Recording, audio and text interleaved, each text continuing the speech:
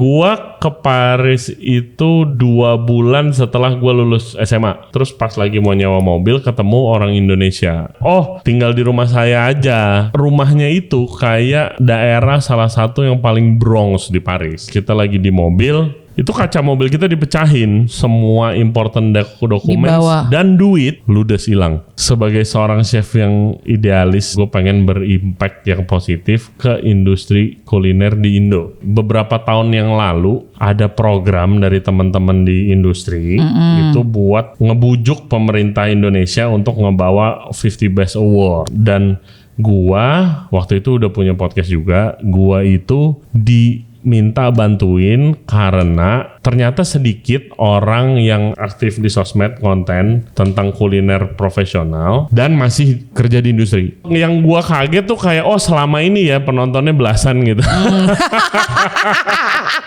Lu harus tahu nih kayak di episode pertama tuh at least for the first year or two itu setiap episode tuh gue individually WhatsApp ke orang-orang todongin nonton. Oh gitu? Yes. Wow. Orang-orang. Sampai sekarang ada yang udah lama gak ketemu kayak Ray, kok lu gak pernah WhatsAppin gue lagi sih episode ini? Iya. Gue bilang ya udah banyak ya.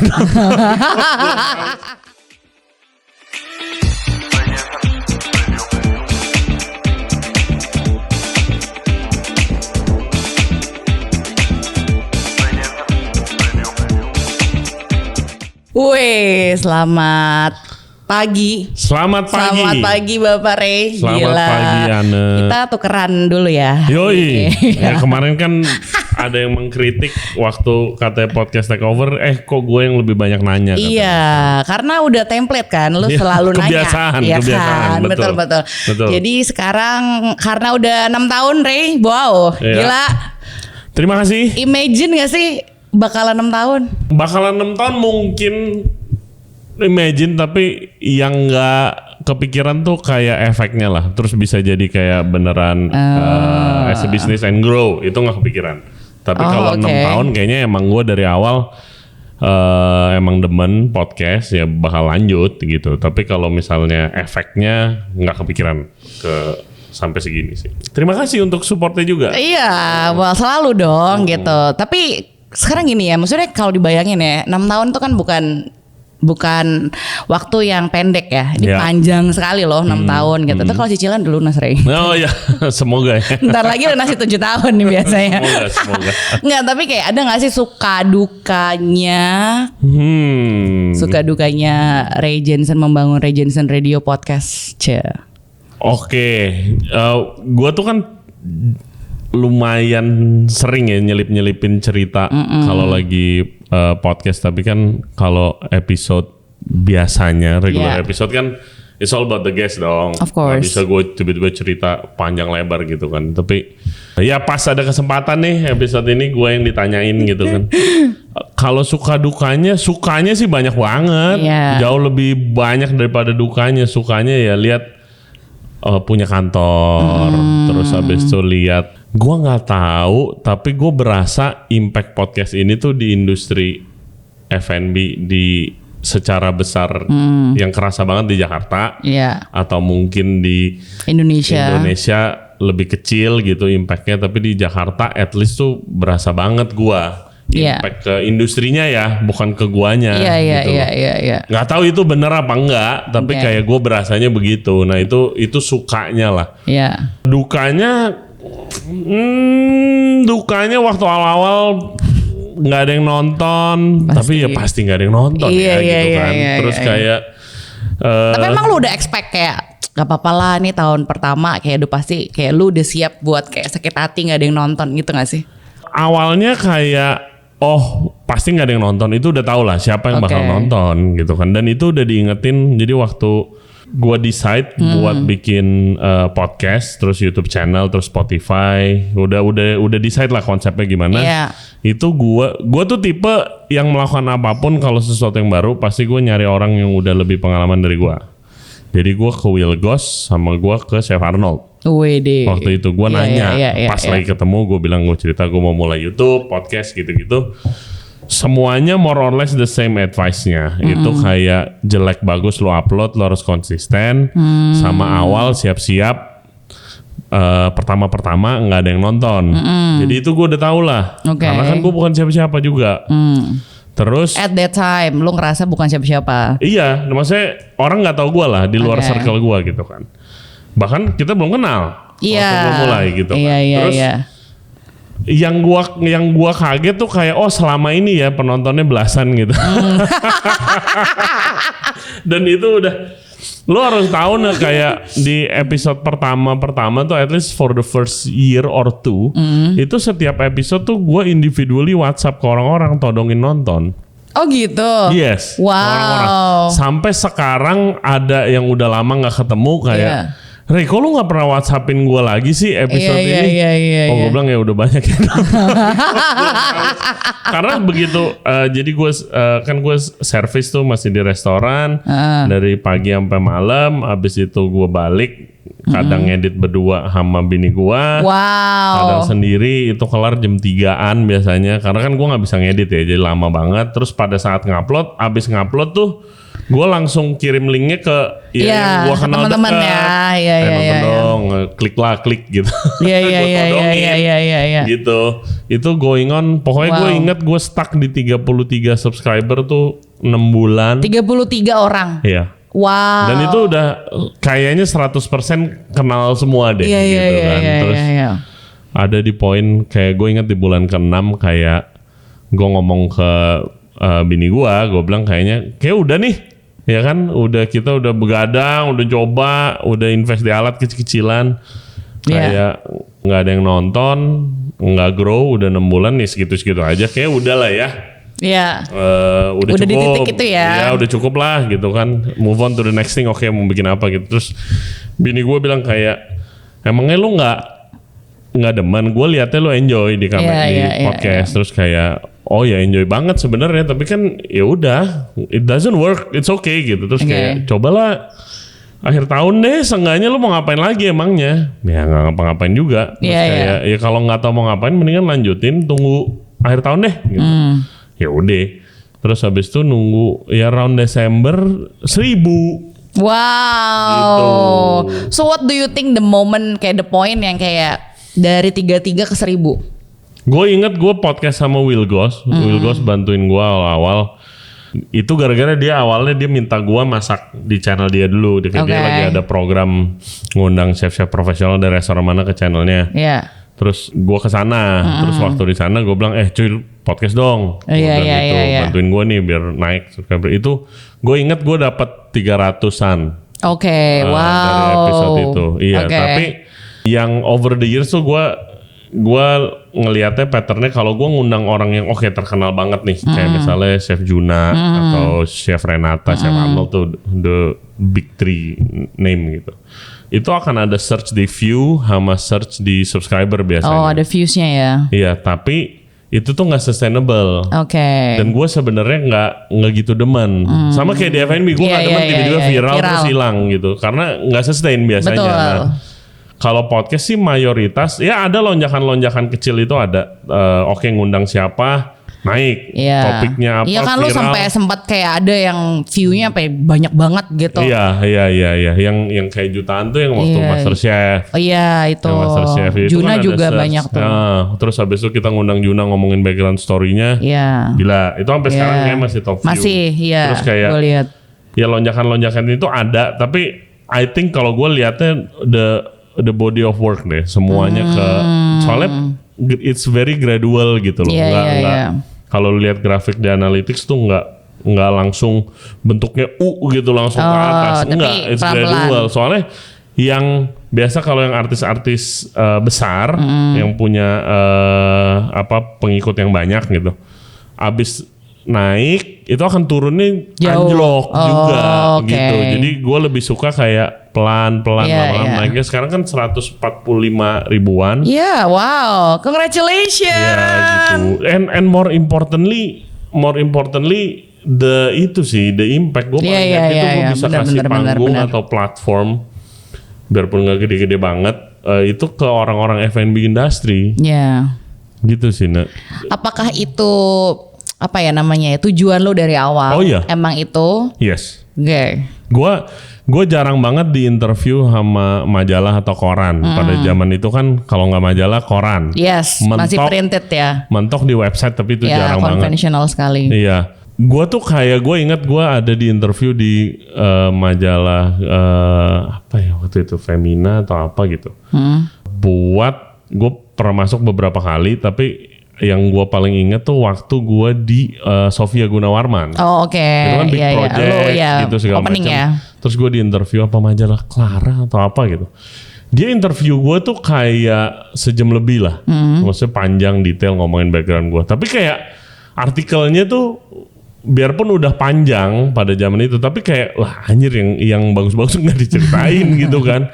Malah it's all the classics lah. Sekolah di Perancis, kerja di mana, makanan stylenya apa, tempatnya oke.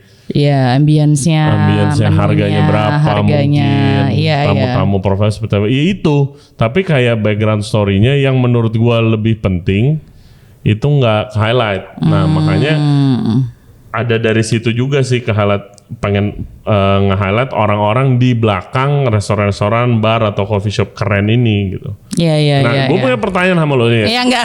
Dikit aja. Dikit aja. Ini tidak masuk dalam Kayak lo sebagai program. orang marketing dan PR, ada gak? Apa? Ada gak lu di interview sebelum podcast ini ada gak yang ngasih lu platform untuk interview pengalaman karir lu sebagai marketing dan PR? Biasanya restoran kan nyari si chef doang, penentu owner. Gak ada. Nah itu dia, Betul. itu tujuan podcast ini tuh itu. Oke. Ngomong-ngomong perjalanan karir, perjalanan karir Ray Jensen tuh apa sih? Sekarang kan udah terkenal jadi professional chef, podcaster. Semua orang, everybody knows you lah gitu sekarang gitu. But what is the story that you want to tell to everyone tentang perjalanan karir lo yang mungkin lo belum pernah ceritain? Oke, dulu tuh gue udah pernah ceritain kayak episode belasan dah. Dan itu juga again masih yang di 33 subscriber. Sekarang udah ratusan ribu coy. Ada temen gue lama gitu kan kayak Ray yang ini gue gak nonton, gue udah tahu karir.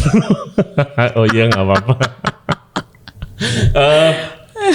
Jadi gua lahir born and bred Jakarta Barat. Oke. Ya kan sampai sekarang West Side gitu. Yoi.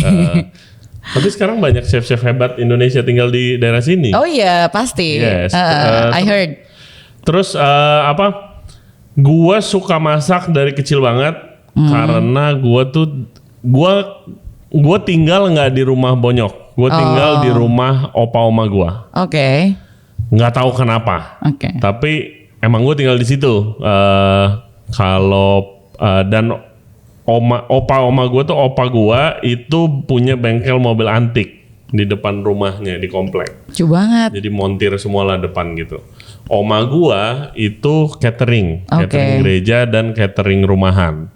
Dan sekalian setiap hari bikinin makanan buat keluarga. Kira buat monter-monter juga. Iya juga. Oh iya. Semuanya. Oh wow, gitu. Oke. Terus? Jadi dapur oma gue tuh kayak besar lah. Nah gue tuh grew up di dapur. Jadi kalau pagi gue dibangunin tuh selalu 4:30 karena oma gue harus ke pasar. Nah gue mandi, gue udah pakai seragam. Jadi dia ke pasar belanja ini gue nanya-nanya gitu. Terus kalau misalnya gue anak yang selalu penasaran kan. Jadi gue banyak nanya ini sayuran apa, emangnya mau dimasak apa gitu. Terus kalau gue ingat selalu beli ikan hidup. Itu umur berapa? Wah itu kecil banget. That's my earliest food memory sih. Very fun ya. Gue ke market sama oma gue. Terus kayak gue ingat selalu kalau dia beli ikan hidup tuh, ikan mas apa. Itu gue kayak, aduh kesian banget maksudnya dimatiin. Terus kira anak-anak ya masih kayak iya. maunya ngambilin ikan. Jadi sampai kayak biar gue diam. Itu oma gue beli satu ikan yang hidup nggak dipotong. Terus jadi di dapurnya di pojokannya ada satu kayak empang itu isi ikan-ikan gue. Tapi isi ikan emas, ikan lele. Iya. Karena gue kesian gitu kan. Ya ampun. Gitu. Terus kadang-kadang ada yang opa gue kayak masak ikannya diem-diem terus gue marah gitu. Oh ngambil ikannya dari kolam empang lo yang Ini di pojok. kalau buat makan kalau lagi lapar gitu. Terus kayak opa gue suka menghukum gue kalau gue lagi bandel, ikan gue dipotong sama dia dimakan. Oh iya. Tapi emang ikan konsumsi ya. Biar punish ya. Heeh. Nah terus jadi abis dia belanja, dia nggak balik, dia drop gue ke sekolah. Oke. Jam 7 gitu, drop ke sekolah, gue sekolah. Nah yang jemput gue mayoritas tuh kakek nenek gue dari bokap, yang itu dari nyokap. Nah kakek nenek gue dari bokap, karena bonyok gue kerja. Iya. Yang jemput kakek nenek itu di drop di toko bakmi dia. Ya Karena dia tukang bakmi. Oke. Bakmi 123 namanya. Masih ada nggak, Re? Enggak, udah nggak ada. Tutupnya juga ada weird case study lah yang menarik. Tapi anyway, gue kesana di drop. Nah di sana ya udah, kalau lagi buka, ya misalnya suruh bikin PR atau apa gitu kan. Terus iya pasti di situ. iya kalau nggak ada kerjaan kayak ya udah lagi servis gitu ya gue bantu nganter, bantu angkat piring kotor gitu. Oh gitu. Iya itu bakmi lucu banget. Bakmi ayam tapi pakai minyak babi. Nggak halal. Namanya bakmi 123. Dan kita tidak bilang itu halal. Nggak bilang. Emang bakmi ayam Jakarta Barat khususnya banyak banget yang sampai sekarang kayak begitu. Bener. Tapi kan kalau nggak tahu nggak apa-apa katanya. Lah iya. Ya, nah menariknya itu bakmi tuh ramai banget. Ramai banget karena emang popo gue jago bikin bakmi sih. Iya. Terus tapi gara-gara perkantoran itu banyak banget orang-orang Muslim yang makan, gitu banyak banget yang udah langganan tuh banyak banget gitu. Terus habis itu gue inget tuh gue masih kecil banget tapi gue inget ada family meeting ngomongin masalah itu karena nenek gue nih, bobo gue itu merasa bersalah. Oh kita nggak bilang gitu kalau ini ada babinya, Oke. Merasa bersalah. Tapi ada dua sisi gitu. Iya, ya nggak apa-apa lah. Iya. Kan nggak tahu. Kalau nggak dikasih tahu nggak apa-apa. Kita nggak bilang gitu. Kan kita nggak bilang ini hal juga. Iya. Itu bilangin aja jangan ganti resep segala macem. Tapi popo gue tetap saklek. Ganti. Sepi. Beneran? Iya. Ya ampun. Dibilang nggak enak. Dibilang nggak enak, sepi, nggak seenak dulu. Terus sepi tutup. Ya. Gitu ceritanya. Wow. Iya itu kalau diingat-ingat kayak anjir case study menarik banget. Iya. Ya udah dari situ karena gue ke-expose sama F&B dari dulu, terus juga kalau misalnya lagi di rumah oma kan itu kan prepnya kadang sampai sore sampai malam ya kan. Itu gue ya mainnya di dapur, gue bukan main di montir depannya, bukan main di bengkel, gue main di dapur. Nah itu tuh opa gue sangat tidak suka. Kayak opa gue tuh kayak Chinese old school laki kalau masak tuh kayak cewek gitu. Oh gitu. Gitu. Jadi tapi bodo amat. Gue selalu nempel sama oma gue di dapur sambil nonton acaranya Chef Rudy, Koi Rudy. Oh zaman dulu ya. Iya. Nonton acaranya Bu Siska, Chef Bara. Kayak gue inget mau bantu-bantu motong. Gue inget gue pernah ke Iris. Gue inget kayak ada soto.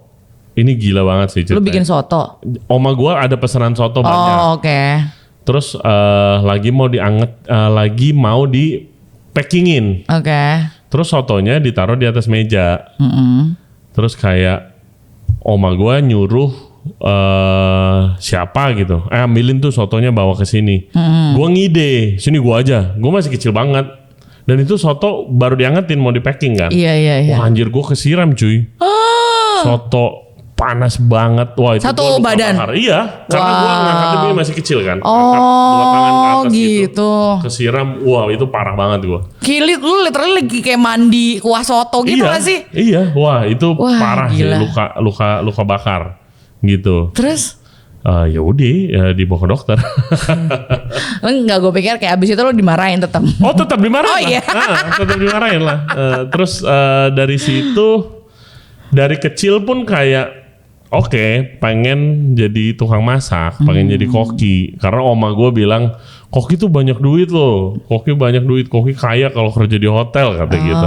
Oh ya gue harus mau ke situ. Gue harus harus pengen ke sana. Ya, terus gue ke-expose sama F&B dari kecil. Dari kecil, bokap gue juga orang yang suka ngajak makan gitu kan, keluarganya berapa kali makan, makan di tempat-tempat yang keren banget lah pada zamannya.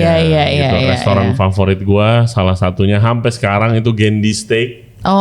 Iya. Itu bukan karena 100% karena taste-nya sih. Chicken steak. It's nostalgic. Iya, itu nostalgic banget buat gua sampai kayaknya kalau teman-teman dekat gua sama bini gua udah enek gitu gua ajak makanya Gendy gitu.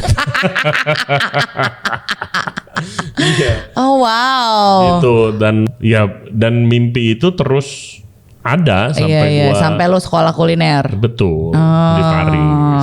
Yes. Hey guys, kalau kalian enjoy the podcast so far, thank you very much dan jangan lupa subscribe di Ray Jensen Radio Podcast. Back to the show. Terus suka duka, kalau suka banyak ya. Dukanya sekolah di Paris. Udah nih lo sukses kan sekolah di Paris. Terus lo beberapa kali kerja di restoran yang fine dining. Terus balik ke Indonesia ada gak kayak anjir kok di Indonesia gini banget ya? Oh pasti dong. Tapi sebelum itu kayak waktu di Paris gue 2 minggu pertama tuh full duka. Oh iya, kenapa? Iya, karena gue hari pertama dirampok. Semuanya. Itu gue udah cerita. Gue juga sempat cerita ke di podcast yang background story itu. Jadi anyway, gue ke Paris itu 2 bulan setelah gue lulus SMA. Oke. Jadi gue lulus SMA. Oh langsung lo ya? Langsung gue 15 Januari gitu. Nah backstory-nya tuh bokap gue sama nyokap gue itu tuh demen ke Eropa. Kenapa? Karena bokap gue tuh kan kerja di Auto 2000 di Astra juga kan. Dan Astra tuh punya program employee yang bagus itu dapat tour. Oh, oke. Dapat tour akhir tahun.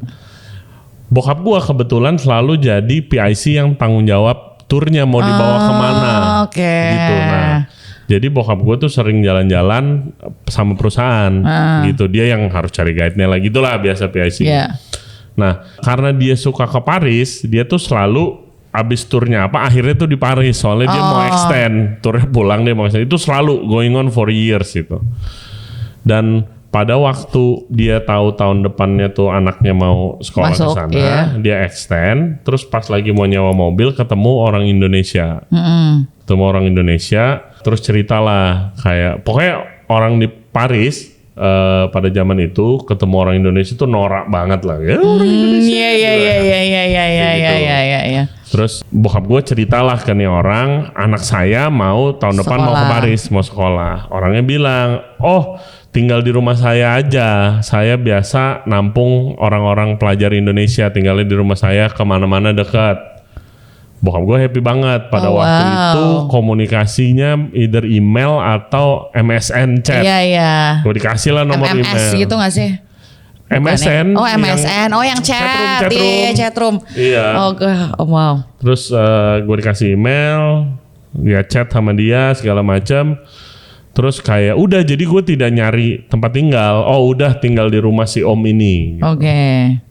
Terus jadi pada waktu gue ke Paris tuh sendiri. Tapi bokap gue itu lagi tour sama teman-temannya dan lagi ada di Paris juga. Jadi dia yang udah di Paris. Gitu di setnya kayak gitu. Gue ke Paris sendiri. Terus habis itu sampai sana ketemu bokap gue sama si om ini. Iya. Dibawalah ke rumahnya. Jadi ternyata rumahnya itu kayak daerah salah satu yang paling Bronx di Paris. Oh my god. Yes, paling Bronx lah. Iya, banyak ini ya. Gua aja waktu gua tinggal di sana, gua tinggal di Paris 3 tahun. Gua kesana cuma sekali lagi. Karena emang kayak itu daerah nggak aman, daerah Bronx. Iya. Daerah yang crime-nya tinggi, gitu. Pada waktu itu kita nggak tahu kan, jadi kita kesana. Pertama ke rumahnya, terus habis itu ketemu istrinya yang nanti ada ceritain lagi. Istrinya rada aneh buat first impressionnya. Terus jadi ngomongnya tuh mulutnya nggak dibuka. Apa kabar? Ya gini. Oh gini. Hey. Selamat pagi. Oh ini Re, apa kabar gitu. Gue first impression gue itu. Terus kayak oke, ya udahlah ya, no judgment. Terus habis itu dibawa ke atas kamar, which gue udah kayak anjir kok kamarnya begini. Kecil banget kamarnya, kecil. Gue cuma ranjang bawa satu doang koper gitu. gede gitu kan. Terus cuma ranjang bang bed. Kayak wah gue buka koper gue aja susah gitu. Iya. Tapi bokap gue tuh nggak ikut ke kamar. Oh. Gitu, cuma gue doang. Bokap gue di bawah. Terus habis itu udah gue taruh barang dulu. Soalnya dibilang kan ya udah taruh barang, lihat-lihat kota Paris. Gue turun. Bokap gue nanya gimana kamarnya, gue nggak mau kayak kesannya kayak anak manja apa tuh nggak, Aman, oke gitu. kok gitu segala macam. Terus abis itu ya udah lihat-lihat kota Paris. Terus di kota Paris, gue ingat banget posisinya di dekat kantor wali kota Paris. Kita lagi di mobil, bokap gue di depan sama si om itu, gue di belakang. Dua sini ada temennya bokap. Itu kaca mobil kita dipecahin. Wow. Terus habis itu namanya bokap-bokap zaman dulu ya, kalau keluar negeri tuh semua important dokumen dan duit itu di satu tas. Itu selalu lah, ya kan. Tasnya tuh tas Longchamp warna merah, gue inget banget. Tas itu diambil. Oh my god. Terus gue tarik-tarikan. Jadi mecahinnya tuh pakai linggis di depan muka gue. Wow. Dan Dari samping, kaca samping. Iya, gue lagi duduk di sebelah kanan belakang. Pecahin. Terus habis itu tasnya diambil, gue rebutan, gue dapat gagang doang, gue mau ngejar, gue pakai seat belt, nggak kejar lah, gitu. Terus kayak, gue nggak tahu itu isinya apa. Iya. Bokap gue yang panik. Itu isinya apa emangnya? Semua paspor, paspor gue, paspor dia, semua duit. Oh my god. Karena pada zaman itu, cash. Kayak lu mau transfer duit ke luar negeri. Iya. Padahal ini padahal cuma kayak nggak even nyampe 20 tahun lalu, tapi kayak pada zaman itu tuh kalau lu mau transfer ke luar negeri ada pajaknya besar. Iya. Jadi bawa cash dong namanya orang Indo. Jadi diambil semua cash gitu. Cashnya diambil. Dan itu yang mau dikasih ke lu. Totalnya itu 15.000 euro. My god. Karena bokap gua tipenya tuh yang kalau anaknya ke luar negeri, ini kejadian sama cici gua sama adik-adik gua, itu dia kasih bulk. Oh. Dia kasih bulk. Nih duit segini, ini buat lu selama di sini. Jangan minta-minta gue lagi. Kalau mau nambah, lu cari duit sendiri. Iya. Itu tipenya. Oh oke. Jadi gue dikasih bulk 15.000 euro, ludes hilang. Sama bukti tempat tinggal gua, bukti sekolah, bukti les bahasa, pokoknya semua di situ. Oh my god. Terus? Gila. Terus habis itu teman bokap gue disuruh cabut dulu, kita udah panik. Terus kita kantor polisi bikin filing apa. Gue belum bisa bahasa Prancis lancar. Itu susah, stres banget lah. Terus habis itu kebayang sih. Gue panik dong. Yang gue pengenin adalah gue mau pulang. Iya. Fuck this shit. Gitu kan. Gue mau pulang anjir. Terus habis itu kayak panik. Terus habis itu bokap gue bilang ya udah, yang penting jangan panik dulu. Yang penting ini harus dikelarin dulu kan. Kita stuck juga, bokap gue nggak bisa balik juga. Iya benar, semuanya dong. Paspor. Iya kan. Yang paling penting sekarang bilang dulu kita nggak jadi tinggal di rumah om ini deh. Kan pokoknya gue bilang gue nggak mau tinggal situ dah. Gue bilang gitu. Terus habis itu si om ini marah. Karena kan gue udah tanda tangan sebenarnya kontrak. Oh ini di cancel gitu segala macam. Marah dia. Terus habis itu ya anyway tetap kayak mestinya nih ada dendanya gini segala macam. Iya. Orang kok begini banget sih. Tapi kayak ya luar negeri lah gitu. Ada persepsi itu. Masih ada ya. Lu masih ada positifnya ya. Beda sama Indo gitu. Ya udah yang penting kita nggak bisa bayar denda juga. Iya benar. Nggak ada gitu ya kan. Nah bokap gua itu ya tinggal dompet doang. Terus gue bilang sama bokap kayak, lu megang duit berapa nih? Wah gue cuma ada 30 euro gue inget tuh. Tapi kan ada kredit card. Oke kan. Terus ya udah cuma dompet doang. Terus abis itu kita luntang-lantung di Paris lah selama 4-5 hari. Jadi kayak gue nginep di rumah, gue nginep di hotel dia sama teman-teman. Dan pada waktu itu gilanya, ini di zaman, percaya atau enggak guys, WiFi itu kalau di hotel lu bayar ekstra. Bayar ya. Bayarnya per hari itu 15 euro. Oh my god. Jadi kita kan cuma megang 30 euro, udah nggak punya lagi. Kita nggak mau bayar, kita nggak sayang bisa. dong. Iya. Gua sampai sujud di lobi hotelnya. Sumpah lo. Gua minta free wifi. Oh my god. Karena gue nggak tahu lagi, gue cuma mau calling agent gue, agent edukasi gue. bilang gue dirampok dan gue butuh tempat tinggal yang baru gitu doang. Akhirnya dikasih free wifi. Terus gue cuma email, ya udah. Wow. Habis itu nggak ada balasan. Kayak nunggu sejam nggak ada balasan. Oh mungkin udah masih pagi kali di Indonesia. Iya.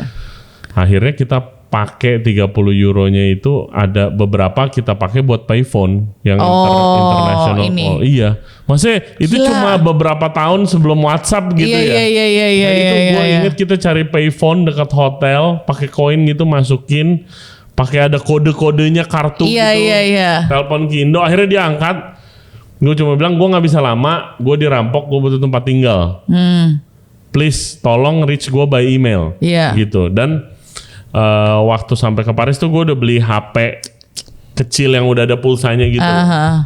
Terus udah nungguin nggak ada kabar. Terus bokap gue bilang udah Rey, kita enjoy aja lah. Udah lagi di sini juga. Udah kamu nanti abis ini pulang sekolah masak nggak cuma di Perancis doang. Oke. Ada di tempat lain, nggak usah dipikirin. Oh udah plannya pulang nih. Enjoy aja, oke. pulang. Iya. Sampai abis terus ya gue ikut bokap gue sama teman-teman yang jalan-jalan. Terus ada gue didudukin akhirnya sama teman dekatnya bokap. Dia bilang, Rey, gue mau ngomong nih sama lu nih ya, lu kan baru apes nih, baru kerampok. Menurut lu di Indonesia sama di Prancis lebih aman mana? Dia bilang gitu. Aman mana Rey? Gue bilang ya mestinya lebih aman di Prancis lah. Mestinya. Persepsi gue nggak tahu apa-apa. Iya. Mestinya lebih aman di Prancis lah. Iya. Lu itu anak orang kaya. Di Indonesia lu kemana-mana naik mobil, disupirin, parkir langsung di mall. Kalau lu dirampok di jalan di Jakarta tengah malam kayak tadi, lu mati, bukan duit lu doang. Jadi ini mah lu apes doang. Dia bilang gitu. Lu nggak bisa nyerah begitu aja gitu. Somehow it stuck. Iya. Habis itu gue bilang ke bokap gue kayak gue mau lanjut deh di sini. Udah daftar juga, udah bayar. Iya. Kan? Terus oke, bener ya. Oke, bagus. Ya udah lanjut. Ya udah kita cari cara gimana nih stay-nya. Nah, bokap gue inget banget. Bokap gue melakukan kesalahan fatal lah gitu. Wow. Jadi temennya tuh udah harus pulang. Oke. Karena mestinya dia juga pulang, tapi dia nggak ada paspor kan. Iya. Jadi dia nggak bisa pulang. Nah temennya tuh offer, ini kredit card gua, lu pegang aja. Bokap gua menolak. Gengsi mungkin. Why? Iyalah. Gengsi mungkin ya, bapak-bapak ya. Bapak gengsi. Abis itu temennya balik. Ya. Abis itu begitu gue inget banget kita mau beli apa gitu kan. Dia cek kredit card limit, orang habis tour Europe. Iya. Pastilah ya. Terus bokap gue bilang, Rey, papa salah nih. Kenapa? Papa kredit card limit tapi mau dipinjam kredit card, papa tolak, nggak enak soalnya. Mati. Terus kita sekarang ngapain? Ini hotel sampai kapan? Iya. Hotel sampai malam ini. 2 hari lagi. Oh, oke. Kepikir.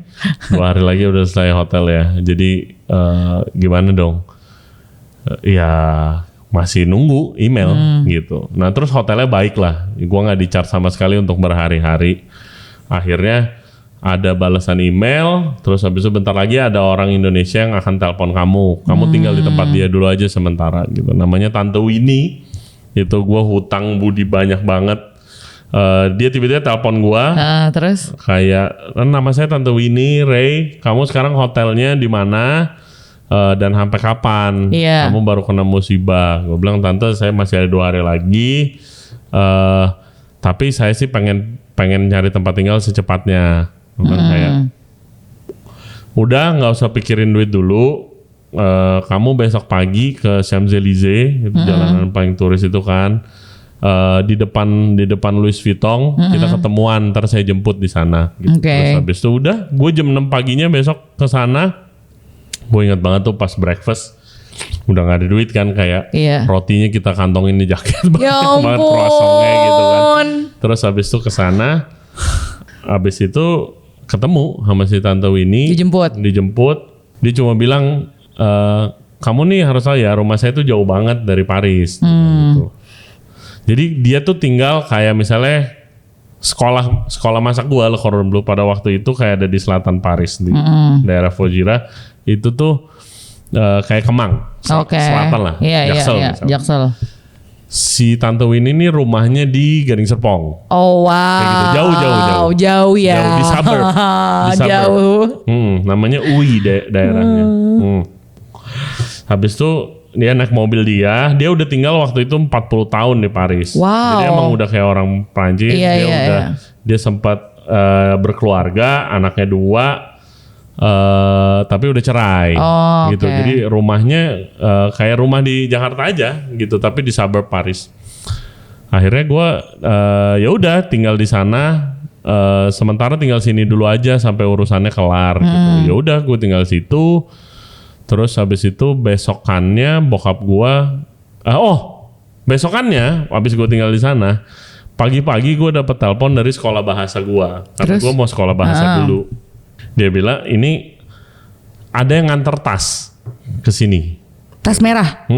Oh my god. Terus? Isinya paspor lu sama dokumen-dokumen penting. Lu ambil duit mah hilang lah ya. ke sana. Jadi ya duit hilang. Dibongkar. Jadi ceritanya ada yang nganter tas ini tuh ke kantor polisi. Pagi-pagi subuh-subuh gitulah. Terus?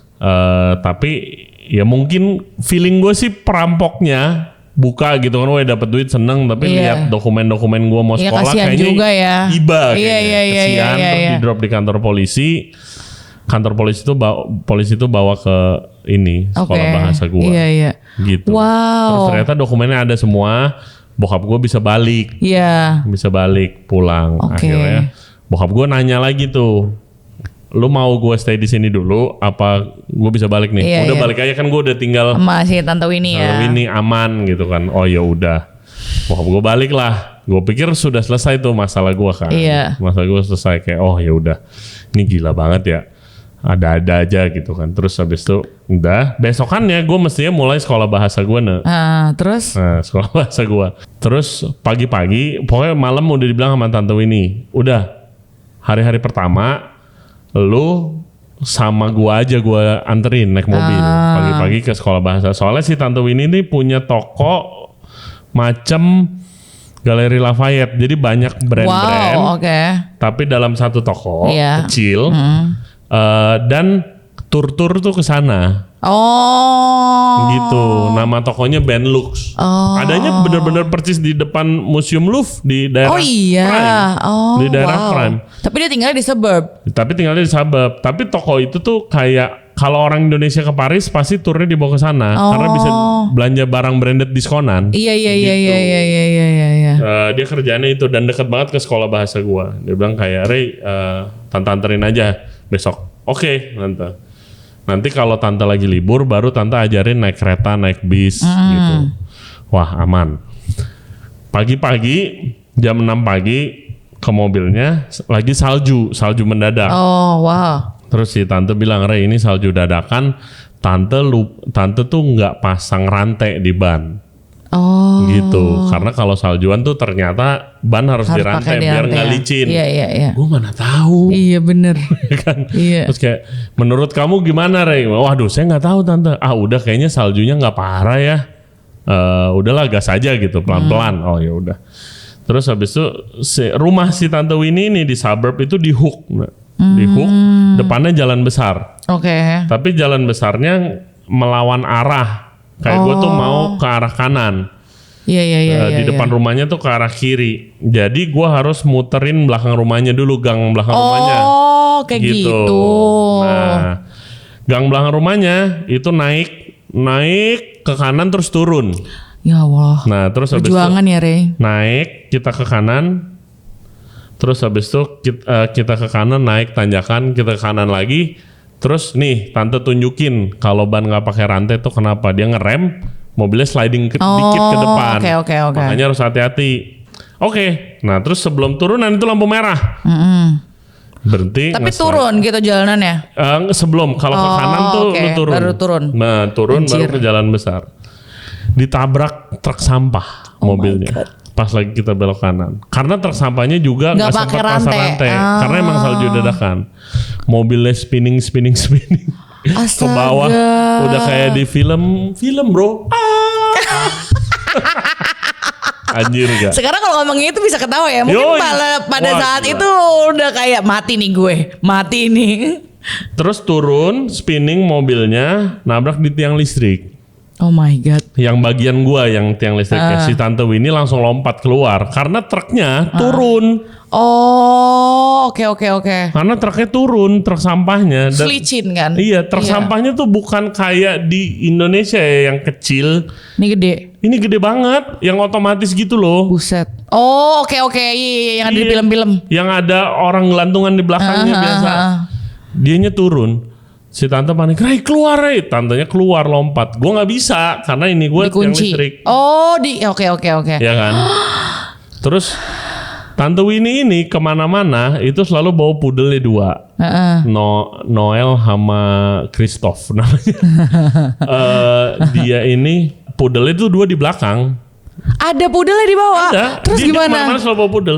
Jadi gue lompat, gue kekep tuh pudelnya 2, terus gue begini. Oh my Gue god. ngeringkuk gitu ke pintu. Gepeng mobilnya.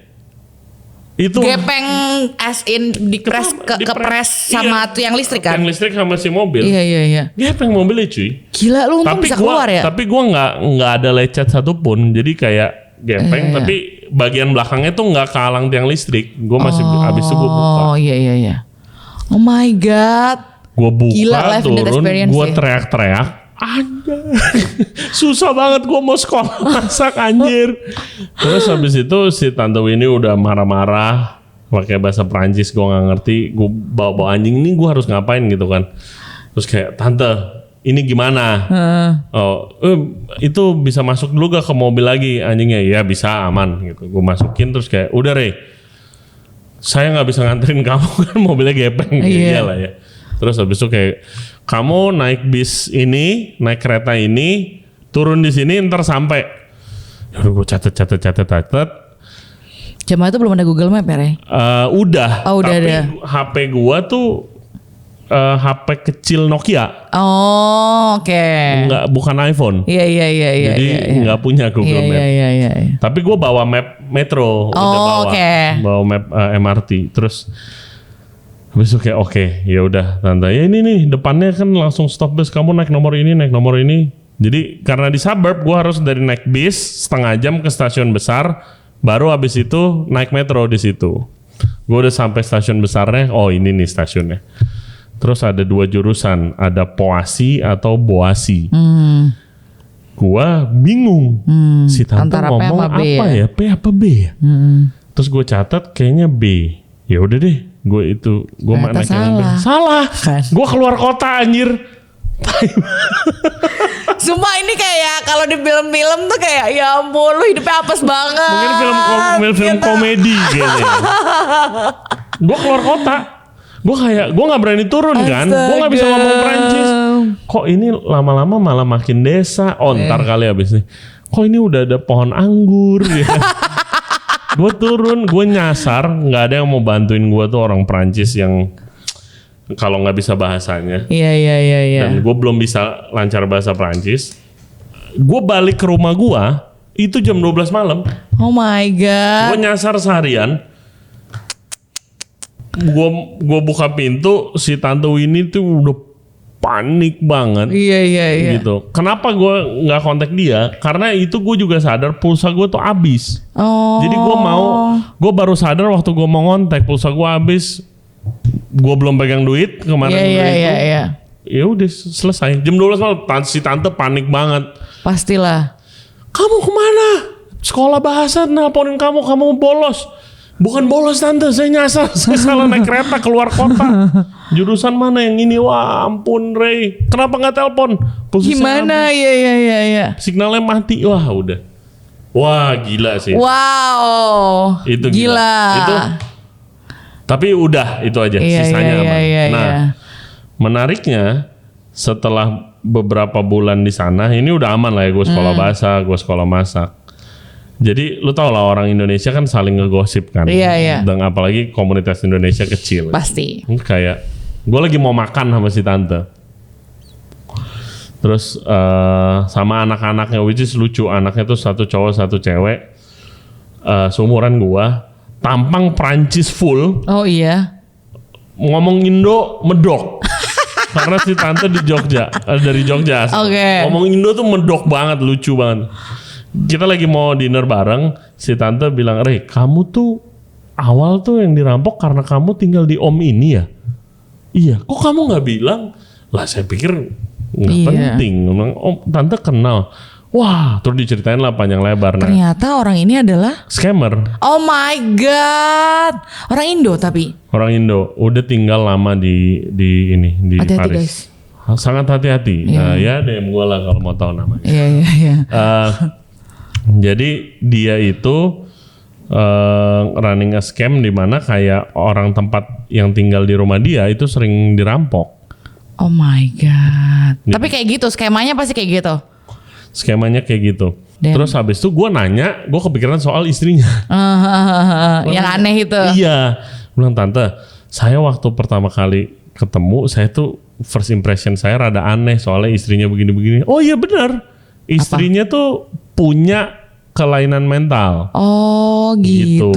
Punya mental health issue. Jadi di mana-mana kadang-kadang suka kumat. Gue nggak tahu nama penyakitnya apa, tapi kayak zaman dulu itu cerita yang beredar di komunitas Indo di Paris adalah istrinya teriak-teriak keluar pakai golok, meat cleaver, mobil-mobil tetangganya dibacokin lampunya. Oh wow. Dan dia di arrest beberapa hari, tapi karena dia mental health Jadi issue nggak ya dilepas lagi. nggak bisa ngapa-ngapain. Terus kayak pantesan, make sense. Oh wow. Terus habis itu pokoknya gue di Prancis kan total 3 tahun ya. Ada satu cerita dia lagi kumat lagi, Istrinya. istrinya tiba-tiba beli tiket ke US, Wow. Oke. pergi tanpa punya visa. Di stop lah di imigrasi di Paris kan. Of course. Di stop, kabur, nerobos imigrasi, dikepung polisi, terus satu polisi ditusuk pakai kondenya dia. Anjir. Dan dia masuk penjara akhirnya. Wow. Iya, gitu. Gila. Nah, terus gua kayak gosip, dan itu scam itu cuma gosip doang pada saat itu. Sampai gua ketemu orang Indonesia yang lagi kerja dan sekolah di Paris. Gua nanya, "Lu tinggal di mana?" gitu. Di kedutaan gua nemunya. Terus habis itu, "Oh, gue tinggal di tempatnya si Om ini di distrik ini." Gua kayak, "Oh shit." Gue cuma nanya doang. Iya iya iya iya iya. Lu pernah Oh, shit, lu ada pernah yang sama di-rob gitu nggak? ya? Lu pernah dirampok nggak? Udah 3 kali. 3 Semuanya kali. dekat rumah. Oh, kayak lu gila, gue bilang. Tapi masih tinggal "Lu di situ. pindah lah." Iya. Soalnya murah, harganya murah Oh, banget, oke. gitu loh. Jadi banyak yang masih kayak, ya kalau nggak parah rampoknya Iya kayak iya oke. iya. Gitu. Buset. Itu semua dalam minggu pertama gue di Paris. Iya, iya, gitu. iya, Tapi sisanya fun. Gue ketemu teman-teman yang masih temenan sampai sekarang banyak banget. Gue ketemu chef-chef yang ngebentuk mindset gue. Gue belajar banyak. Menurut gue, makanya gue selalu rekomen orang tinggal di luar negeri dulu sendiri. Iya. Karena lu bakal belajar banyak banget tentang diri lu. Betul, being independent. Yes, itu gue rekomen banget. Bukan berarti harus sekolah masak atau apa enggak. Iya. Kayak gitu. Terus gue kerja di tempat-tempat yang keren banget. Kerjaan pertama gue di F&B itu teman sekelas gue itu orang Korea yang lahir di Prancis. Dia punya restoran Korean barbecue. Kayak ditawarin, lu Sama gak sih Korean barbecue setting? Sama lah ya. sama, tapi bumbunya nggak seenak di sini. Oh, oke. Kalau di sini kan sausnya macam-macam. Iya. Kalau di sana enggak Di sana ya. bancan aja ngirit banget. Mahal. Tapi kayak dia nanya gua, "Rey, lu tuh kalau weekend ngapain?" Soalnya sekolah gua kadang-kadang weekend juga ada, Sabtu. Terus kayak biasanya piknik gitu, nggak ngapa-ngapain, free. Terus kayak, "Lu mau gak extra money? Restoran nyokap gua lagi butuh help." "Oh, lu punya restoran apa?" "Oh, Korean barbecue." Gitu. "Oh, oke." Jadi gue di sana nge-slice daging. Oh iya. Nge-slice. Itu pertama kerjaan gue di sana. Wow. Gue nggak, waktu gue sekolah masak tuh jadi gue berasa waktu di Indonesia itu gue dari kecil udah ngelihat dapur, ya kan, udah di dapur, udah bisa ngiris, Yes. udah tahu bahan lah. Udah ke pasar setiap hari. Iya, ke pasar tiap hari. Bahkan waktu SMA tuh sering sebelum gue berangkat sekolah gue masakin buat teman-teman gue di sekolah. Iya. Gue pikir tuh gue udah jago. Begitu gue masuk ke sana anjir, nggak bisa apa-apa, takut kagak lulus. Gue kayak kan dibelajarin lo harus multitasking kan. Iya. Dimana kalau makanan Prancis yang kayak sekolahnya kan kayak makanannya selalu fine dining gitu kan. Jadi ada saus, ada beberapa komponen lah. Ada saus, ada puree, ada sayur, ada si main dish ya, main ingredientnya. Susunannya juga. Dimana kayak harus disajikan barengan panas optimal. Gua lagi masak ikan waktu itu baru kelas ketiga kayaknya. Masak ikan. Gua harus bikin saus butter, tapi kompor nggak ada space, jadi ikan masaknya taruh penggorengannya dalam oven. Lu bikin saus, lu bikin sayur, jamur, ini udah bikin segala macam. Plating, lagi mau plating, chef gue bilang, ikan lu mana? Oh iya di oven. Anjir, begitu gue buka udah hitam. Ya ampun. anjir. Diomelin gue kayak anjir susah banget multitasking. Nah, pelajaran setelah itu masak ayam rebus. Iya. Karena gue takut gosong, gue pakai temperatur ovennya tuh gue kecilin banget gitu kan. Lama banget deh tuh ya. Semuanya udah jadi, mau plating, ditanya ayam lu mana? Aman chef di oven, nggak gosong, aman. Katanya belum matang. Dia lihat oven gue, ya airnya aja nggak mendidih karena gue set tuh low banget. Chef gue ngambil, dimasukin ke kulkas sama dia sama Panji-Panji, ini lu masak di sini aja. Percuma lo pakai oven temperaturnya low banget kata dia ya. Wah gila. Gue tuh sampai kayak ada bulan pertama, gue kayak anjir kok gue selesai paling terakhir. Iya. Makanan gue kok dibandingin teman-teman gue ini jelek banget. Gue sampai minta waktu sama chef gue buat ngopi. Gue bilang kayak chef, gue lihat ada chef gue lagi ngopi gitu kan di kafe dekat sekolah. Gue bilang kayak gue mau ngomong bentar. Gue nih takut gue nggak lulus. Iya. Karena gue nggak bisa ngikutin, standarnya terlalu jauh. Dia bilang tenang, nanti dalam beberapa bulan you'll be surprised of how good you become. Dia bilang gitu, tenang. Ya ternyata oke sih, I did oke. Iya. Gue bukan kayak top student gitu, enggak. Iya. Aman aja. Tapi ya udah di situ mulai petualangan karir gue. Dan gue sangat suka ya. Gue sangat suka, maksudnya ternyata yang gue pengenin selama ini, gue suka juga gitu. Oh oke. Iya. Wow keren banget. Nah sekarang karir lo kan udah melejit ya sekarang ya. Terus sekarang lo ya udah melejit. Terus sekarang lo udah, kemarin gue lihat kayak lo ikutan Dewan Kuliner Indonesia. Iya. Ya gak sih? Ya, apa sih itu? Jadi kan sebagai seorang chef yang idealis zaman dulu abis balik ya, gue tuh pengen gue punya apa ya, impact. Itu dari dulu cita-cita gue. Gue pengen berimpact yang positif ke industri kuliner di Indo. Gimana caranya? Nggak tahu. Caranya waktu itu ya gue terapkan yang menurut gue baik itu di restoran yang gue kerja dan yang gue punya kali pada waktu itu. Ternyata lucunya impact itu lebih efektif ketika punya podcast. Gitu. Punya platform. Iya, punya platform dan podcast ini gitu kan. Dan dimana gue udah happy banget. Ternyata gue bisa bring positive impact di industri, berasanya. Iya. Kan? No, you are. Semoga diterima juga gitu. Tapi itu gue udah happy banget lah. Sampai ada beberapa bulan yang lalu lah gitu, ada beberapa teman, itu Gupta, ada Primo, itu Tria, ya kan, ngajak gue ngopi. Ada yang mau diomongin gitulah. Terus habis itu beberapa tahun yang lalu itu waktu itu ada program dari teman-teman di industri itu buat ngebujuk pemerintah Indonesia untuk ngebawa 50 Best Award. Oke. Gitu. Dan Gua waktu itu udah punya podcast juga. Gua itu diminta bantuin karena gua ternyata sedikit orang yang aktif di kuliner di sosmed. Aktif di sosmed konten tentang kuliner profesional. Dan masih kerja di industri. Oh. Itu ternyata orangnya dikit. Iya. Gua nggak sadar. Oke. Gitu. Dan di Jakarta salah satunya gua lah. Yes. Gitu. Mungkin sekarang jauh lebih banyak ya. Ada orang kayak ngevlog di kitchen gitu. Tapi pada beberapa tahun yang lalu nggak banyak. Dan yang senior nggak banyak gitu. Terus habis itu gue disuruh bantuin untuk kayak ngejelasin impactnya bakal apa ke industri. Akan lebih legit kalau orang yang kerja di industri yang ngomong dan punya nama. Oke, nah tapi ternyata program itu gagal lah, ditolak anyway gitu kan. Udah gue ngebacot positif impactnya apa yang menurut gue udah jelas, tetap aja ditolak gitu kan.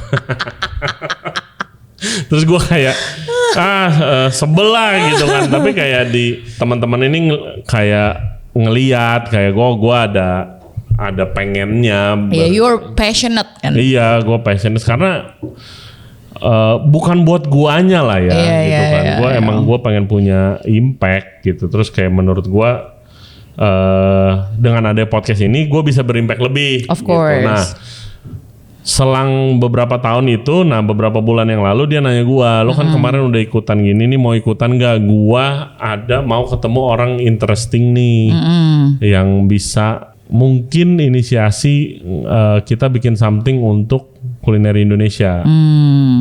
Oke, gua bilang. Tapi ini penting. Tapi gue bilang sama dia, gue ini orang yang sangat sibuk. Pertama, karena podcast ini cuma setengah dari aktivitas gue. Gue ada urusan bisnis yang lain. Terus itu gue nggak tahu waktunya gimana, gue bilang. Yang kedua, gue tahu Indonesia itu kan udah punya program banyak. Betul. Dari tahun ke tahun, dari per berapa tahun ada. Ganti kabinet, ganti beda program. Tapi gue juga tahu ada beberapa key figure yang di situ yang dipertanggungjawabkan, misalnya untuk bikin gala dinner di luar negeri untuk promosiin makanan Indonesia. Iya. Biasanya yang pergi ke sana tuh either Chef Index, Chef William Wongso, Chef Degan yang udah senior gitu kan. Gua pernah ngikut bantuin di eventnya waktu di luar negeri. Gua pernah ngeliat, dan gua juga kerjaannya sekarang kebetulan gua bikin event, bikin pop-up gitu. Gua tahu how to make it work. And I'm a very opinionated person. You're very spoken and juga. very vocal. Iya, very vocal. Gua bilang gitu. Dan gua tidak suka kalau emang ini buat Indo ke depannya ada yang mencari ketenaran sama mencari proyek atau cari duit. Itu gue nggak suka.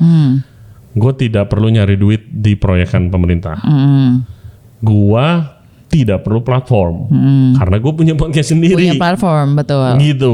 Gue nggak nyari ketenaran dari situ. Gue emang kalau mau bantu, gue mau bantu. Diajak ketemuan sama beberapa akademisi kuliner, sama ada chef-chef, ada supplier banyak macam.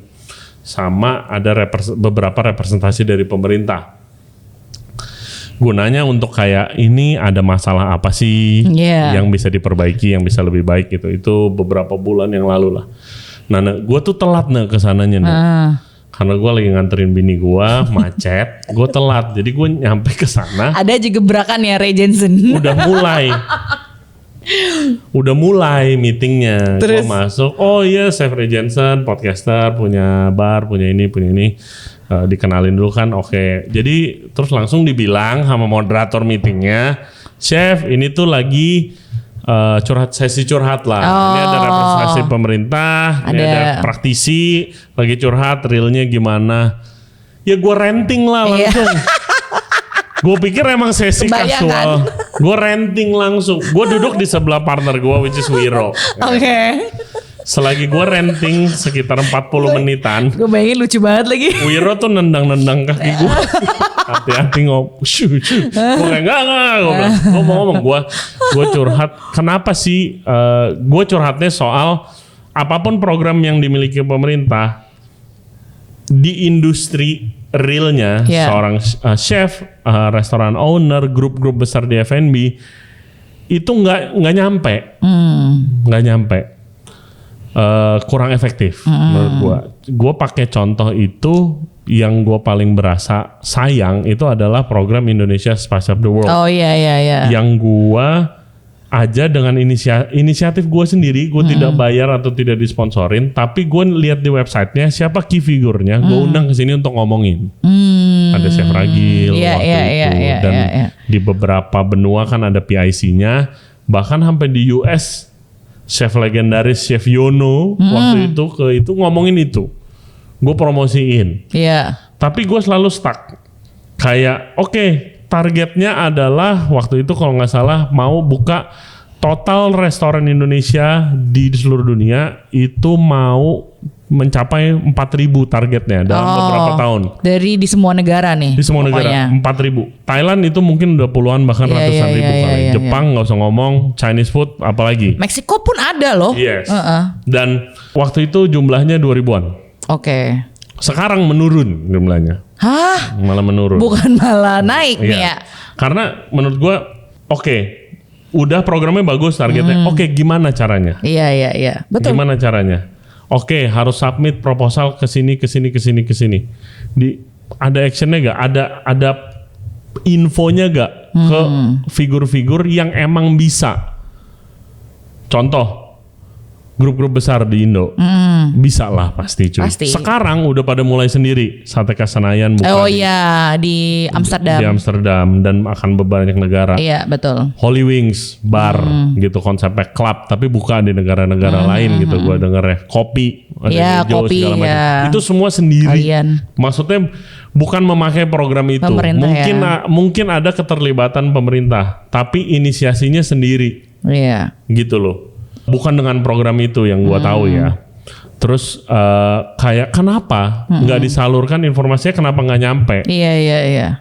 Dan gua pernah kolaborasi dengan semuanya nih instansi yang emang goalnya pengen makanan Indonesia tuh maju. Betul. Dan dikenal di seluruh dunia. Ada macam-macam, banyak banget instansi-instansinya yang tujuannya bagus banget. Tapi semuanya bergerak sendiri-sendiri, nggak efektif, nggak ada yang naungin. Iya emang karena kayak nggak ada komunikasi nggak sih, kayak bahkan mungkin si grup A sama grup B sebel. Iya kan? Betul. Iya gitu. Gue pernah ada datanya nggak di share juga, padahal kan sebenarnya mungkin satu dengan lain hal. Iya. Terus dari situ gue ranting. Terus kayak kebetulan ada nih pencetus program Indonesia Spice Up the World di sini. Gue kayak mati gue. Lu ditendang-tendang dari tadi nggak ngeh lagi. Karena gue telat, gue nggak tahu. Dia cuma ngenalin gue doang, dia nggak ngenalin gue ngomong ke siapa. Gue kayak aduh mati nih gue. Terus kayak ternyata ya dikasih alasan. Tapi menurut gue alasannya not good enough lah. Iya. Menurut gue alasannya not good enough. Kayak beating around the bush, ngiter-ngiter. Iya. Not good enough. Gue berasa nggak good enough. Dan gue bilang menurut saya itu jawaban nggak bisa saya cerna dengan baik, gue bilang gitu.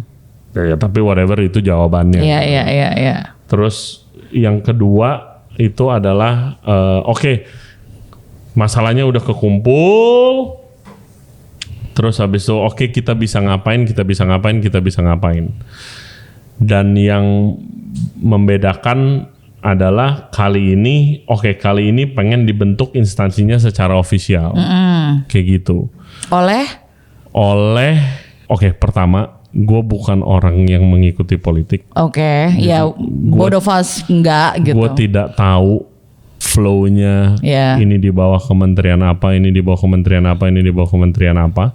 Tapi yang pasti, ini correct me if I'm wrong ya. Jadi kementerian dulu tuh Kemendikbud. Iya, Kementerian Pariwisata, Kebudayaan dan Ekonomi ya, kalau nggak salah. Kreatif. Kreatif ya. Ada Kemenparekraf, ada Kemendikbud. Iya, Kementerian Pariwisata, Kebudayaan. Kalau sekarang budaya ada sendiri. Yang Ekonomi Kreatif sendiri. Ekraf ya Pak Teuku. Turisme sendiri. Yes. Di bawah mereka itu mestinya ada beberapa sub sektor. Perfilman, musik, desain, Dan mestinya ada kuliner. Oh. Oke. Di setiap subsektor itu dari zaman dulu dan beberapa tahun terakhir itu ada kepalanya, Oke. ada badannya yang emang kayak mempercepat goalnya. Jadi kalau misalnya contoh Menteri Ekraf misalnya, ekonomi kreatif mau mempromosikan film Indonesia atau budaya Indonesia melalui film Indonesia, ada tuh disalurkan ke instansi ini, instansi ini akan membantu mendistribusikan. Iya, praktisi di industri untuk supaya goalnya tercapai. Contoh ya udah, kalau lagi ada yang bikin film tentang budaya Indonesia, disubsidi kayak dibantu syuting lokasinya jadi gampang izinnya, dibantu ditaruh di festival film luar. Contohnya seperti itu di film. Musik juga ada yang begitunya. Makanya musisi-musisi Indonesia gua rasa ada yang udah go internasional lebih mudah gitu kan. Fashion juga batik mah udah dari zaman dulu gitu kan. Udah banyak. Kuliner belum ada. Dari zaman dulu nggak ada yang megang. Jadi karena nggak ada yang megang, ya nggak dapat budget, ya nggak bisa bergerak. Itulah kasarnya ya. Kenapa? Menurut gua ada alasannya juga. Kenapa? Karena kulineri itu skupnya luas sekali. Ya menurut gue juga. Lu mau ngomongin impor-ekspor mungkin ke perdagangan. Betul. Lu mau ngomongin bahan ingredients mungkin ke pertanian. Iya benar. Atau mungkin ke perhutanan. Benar. Lu ke perikanan. Iya. Lu ekonomi kreatif. Iya, acara-acara. Pariwisata, soal restoran dan segala macam. Destination ya. Iya. Mabok. Iya juga. Menurut gua. Mabok.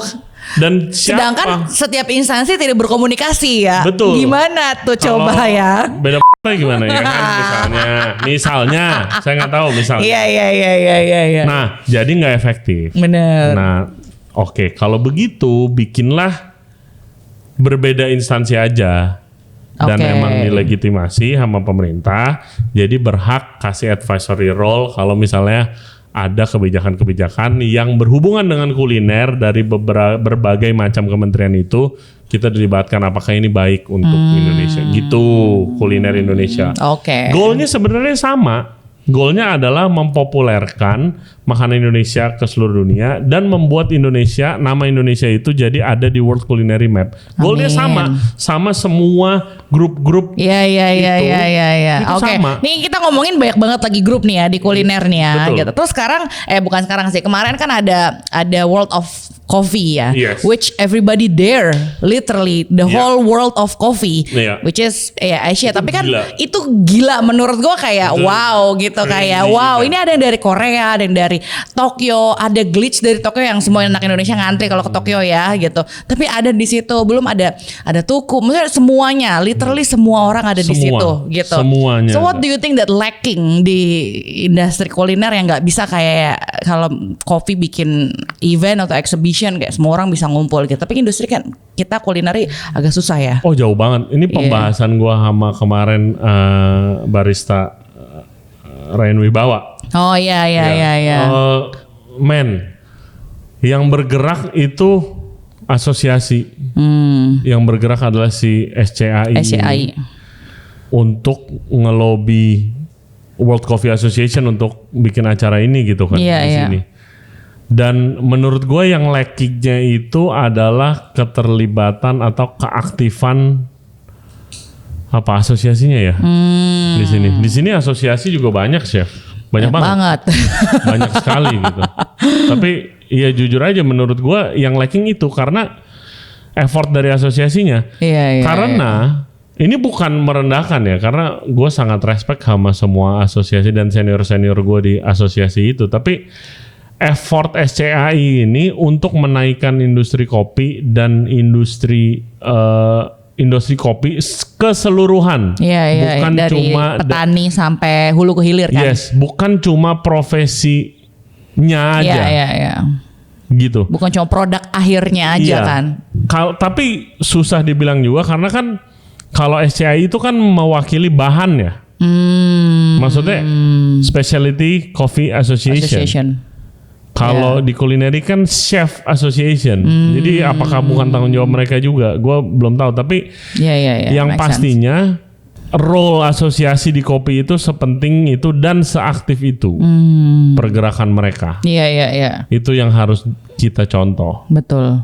Kayak gitu sih. Kalau dari gue bedanya ya yang bisa karena keren banget nih. Iya, ada keren satu. banget. Gue ada satu area yang emang seperti pameran F&B pada umumnya. Iya. Jualan. Ada yang jualan, ada kreatif, yang bikin acara sendiri, ada yang talk showcasing, show, ada yes. yang kompetisi. Ada satu area yang dibikin kayak processing kopi. Penjemuran dari green bean sampai roasting. Iya, gue kesana. Ada teman-teman kita Dena Coffee di situ. Iya. Ada ada Coffee Village yang gerobakan, which is itu Indo banget. Tapi yang digerobak itu barista-barista dan coffee shop gila dari seluruh dunia. Mas gue kok bagus banget. Itu keren sih, itu keren. Terus belum lagi ngomongin turnamennya World Cup. Nonton udah kayak nonton Thomas Uber Cup. Semuanya di situ. Ramenya gila banget. Ada yel-yel apa. Iya. Itu jauh banget kalau Do you think that event is supported by the government? Or is supposed to be?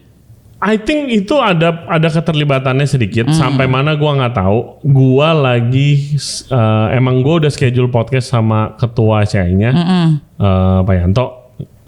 Itu gue mau cari tahu di situ. Iya. Gue mau cari tahu bukannya untuk membandingkan dan menyindir merendahkan. Kalau gue dapat, pasti gue akan ngomong. Pasti. Mereka tuh begini loh. Iya. Kenapa kita nggak lakuin? So why don't we do itu kan? Betul. Iya. Tapi kayak asosiasi chef di Indonesia kayak seperti ACP dengan kayak introduce kemarin IPBS yang pastry itu, menurut gue itu bagus banget juga. Kenapa? Again. Karena emang harus udah ada regenerasi. Betul, setuju gue. Dan terus. Ya. Gua ada zamannya di mana kemana-mana semua dapur yang gua masukin itu gue yang paling muda. Itu indah banget zaman itu. Sekarang kayak tua coy. Tua banget gitu kan. Kalau nih ya kita lagi berangan-angan ya. Kalau misalnya Regensen nih jadi Menteri Kuliner Indonesia. Apa program 1 tahun lo? Enggak dong, 100 hari ya kalau menteri itu ya, ada program 100 hari. Apa 3 program 100 hari lo? Apa, Rey? Oke, kayak gini ya. Di program Dewan Kuliner Indo itu setelah meeting tadi, kita tuh ada sempat minta waktu sama mantan Menteri Pariwisata. Dan dia ceritain lah how the real world works. Oke, iya. Lo anak-anak baru lo. Iya, pasti. Mau bikin ini, bikin itulah. Just out of passion. Iya. Iya, passion ya kan. Dia kasarnya begitulah. Iya kan. Itu sama kayak gue berasa kayak jadi ini anak muda lulus sekolah ke gua bilang mau jadi konsultan, mau dapat disini, gua kayak alah lu anak muda gitu kan. Gue berasa di situnya sama mantan Menteri Pariwisata, which is dia kayak dia ceritain lah how the real world works. Di mana dia sebelum zaman dia itu ada 30 ikon kuliner Indonesia bukunya. Wow. Ada bukunya sampai bikin buku itu dibikin sama Om William Wongso juga. Kayak 30 makanan Indonesia yang pengen dipush ke luar negeri apa gitu segala macam. Iya. Pada zaman dia diganti programnya jadi 5 karena 30 nih banyak banget terlalu gitu ya? banyak. Okay. Jadi 5 makanan itu ada sate ayam, gue ingat, ada soto, ada rendang pasti. 2 lagi gue lupa. Ada 5 itu. Udah diumumin.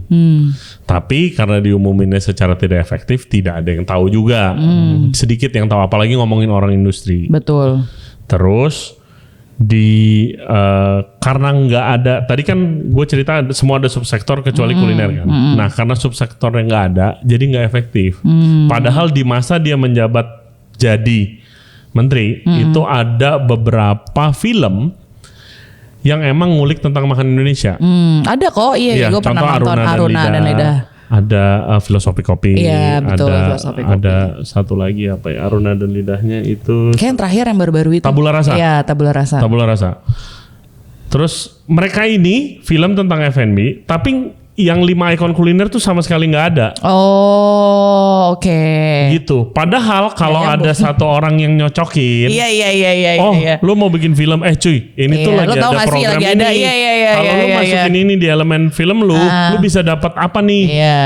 Gitu. Padahal programnya ada, tapi tidak ada yang menyalurkan. Iya. Intinya food diplomasi Iya. kan. Jadi nggak kejadian. Iya. Bukannya filmnya nggak bagus, filmnya bagus banget, Betul. tapi jadi nggak efektif aja. Jadi ininya programnya tidak berjalan secara efektif. Benar. Itu. Dan menurut saya itu program kita udah bagus banget karena kita benar-benar ada lagi setelah ini berjalan, kita udah siapin program lagi seperti kita benar-benar nyontek Thailand, programnya Thailand. Iya. Gitu loh. Yang bikin dia bikin ambasador Yes, gitu kan. segala macam, banyak banget programnya. Dan gue dijabarin programnya. Programnya tuh ada udah dibikin. Wow. Tapi tidak diinformasikan secara maksimal, tidak terintegrasi secara maksimal. Yes. Jadinya begini. Iya TTA baik lagi. Nah, Dewan Kuliner tuh itu. Tugasnya membantu integrasi. Oke, jadi 3 programnya apa, Pak? Jadi belum tentu kita yang bikin programnya gitu loh. Tapi kita akan mengintegrasikan ke orang yang bisa tepat. menyampaikan. Iya. Yes, jembatan lah ya. Iya, terus habis itu ada yang bilang oke ini kan ada grup-grupan nih. Yes. Kadang-kadang bete-betean. Banget. Gitu. Realnya begitu. Iya.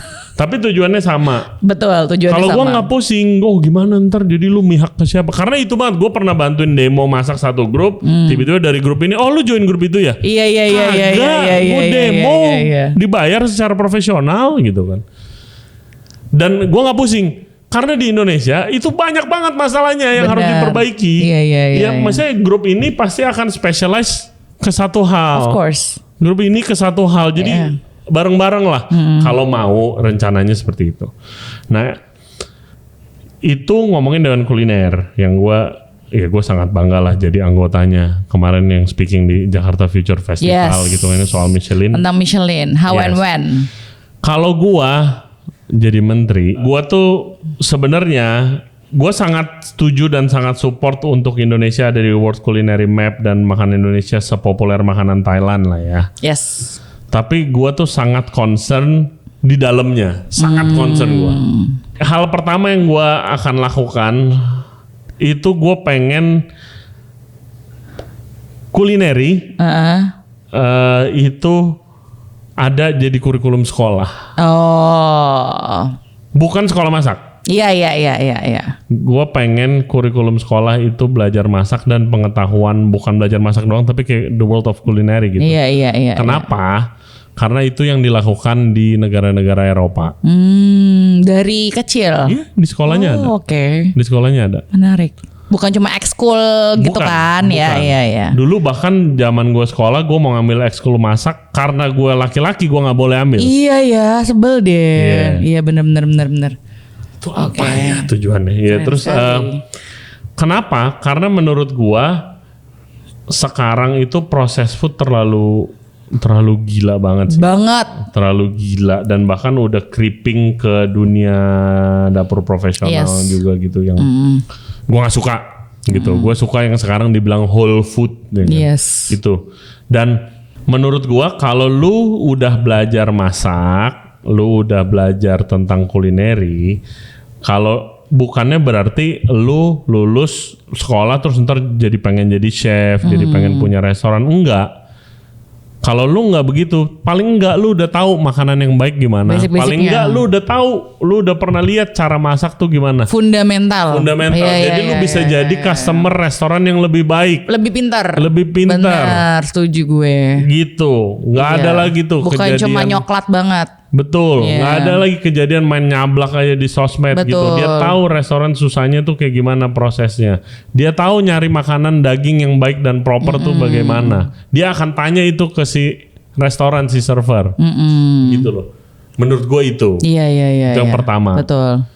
Amin kalau kejadian. Amin. Ya kan? Ayo aminin.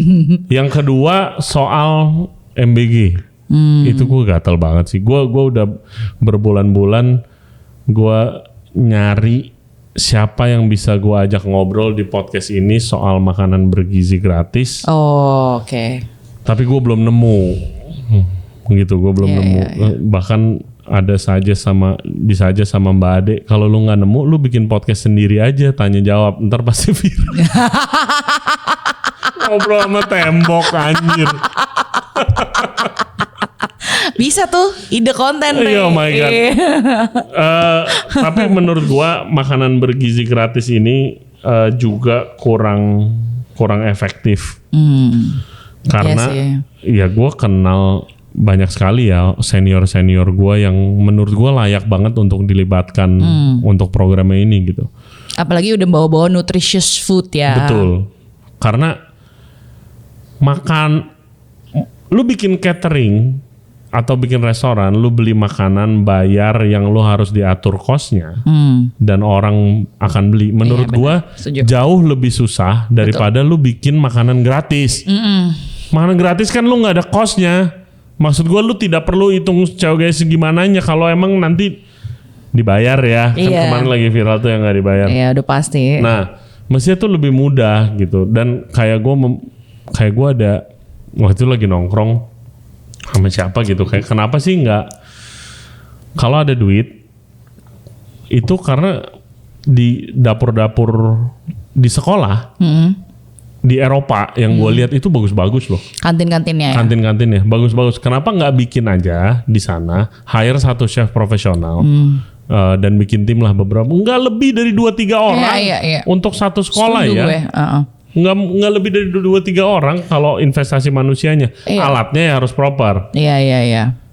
Dan di kantin sekolah kan maksud kita kan gitu. ya. Cukup kok orang Indonesia ada banyak gitu. Gue yakin kalau asosiasi dilibatkan itu bisa berjalan efektif banget. Gitu. Karena punya channel di seluruh Indonesia gitu. Kalau gue dari Dewan Kuliner ini aja kayak kemarin ada minta bantuan, Ray, kenalan lu di Manado tolong. Nggak ada kenalan, gue bilang itu lu harus ke asosiasi. Iya. Skop mereka jauh lebih luas. Menurut gue itu bagus banget. Betul. Atau kayak as simple as kalau emang ada dananya, lu kasih ibu-ibu sekitaran. Iya bener. Iya, menurut gue kantin lebih efektif ya, kan makanannya panas, gitu. Maksudnya beneran nggak yang kotakan gitu loh. Betul. Iya setuju sih gue. Betul. Gue tuh gatel, gue tuh panasnya gue lihat kalau misalnya makanan yang waktu itu awal-awal basi, itu ngurusin shelf life, itu emang. Tapi di Indo it can happen sometimes, lo makanan di luar lagi panas banget, makanan tertutup nggak ke packaging dengan baik, temperaturnya kurang tepat. Itu lebih ke skill lah ya, mungkin skillnya belum nyampe yang masak itu. Iya. Gue panasnya tuh lihat ayam mentah. Dan bukan paha tapi kerongkongan ayam yang dada. Iya. Oh yang kalau ada rongga-rongganya gitu lah. Masih ada merahnya, masaknya perlu lama, ada tulangnya gede. Iya ada tulang.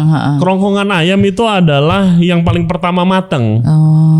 Berarti kalau itu lu udah mentah, lu mau nyajin kan ke anak-anak, itu lu udah don't care. Iya. Kalau itu lu udah nggak peduli sama sekali itu.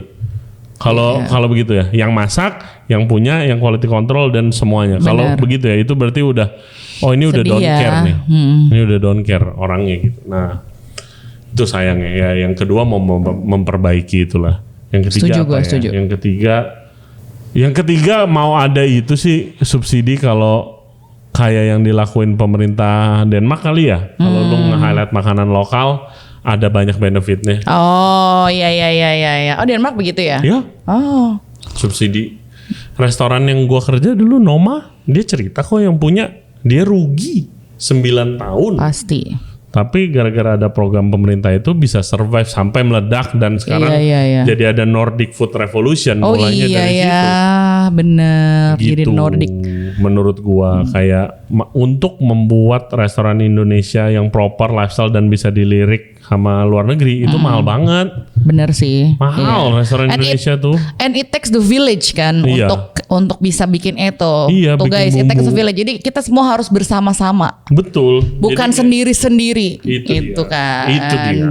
Gila. Oke. Ya itulah 3 itulah ya. Gila. Oke, kita udah balik lagi nih ke Ray Jensen 6 tahun. Ray Jensen ada nggak sih 3 episode yang memorable banget buat lo kayak wah gila gue dapat insight yang gue nggak pernah temuin nih. Oke.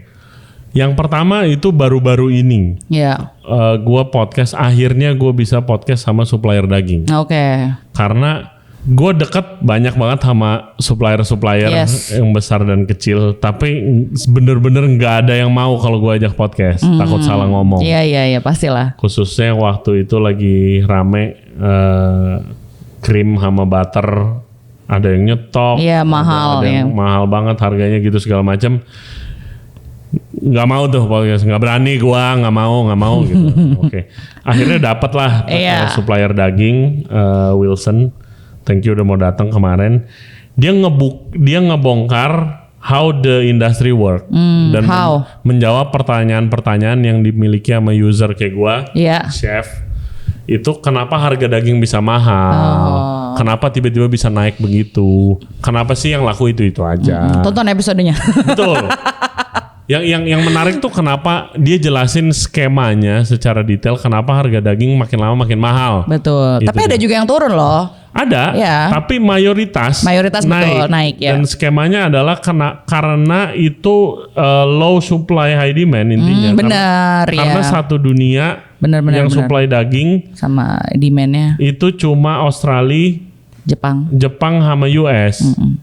Dan US ini lagi kena tarif gila-gilaan kan. Jadi semuanya ngambil ke Australia.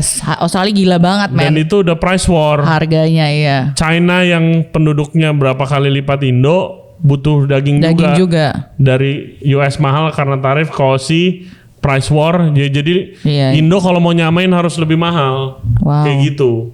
Ya itu very enlightening. Iya. Gue suka podcast yang kayak geek out gitu loh. Iya. Begituan.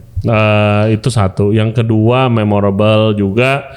Gua ngobrol sama Chef Antoine Audran, chef in batik. Itu gua ngefans sama beliau udah lama banget. Akhirnya bisa ngobrol. Gua pengen ngobrol lagi. Gua pengen samperin ke rumahnya di Ungaran.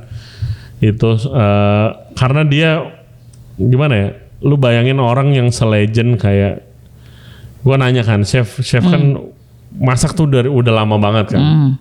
Chef banyak kenalan chef legendaris Perancis gitu kan. Coba paint us a picture gimana zaman dulu tuh.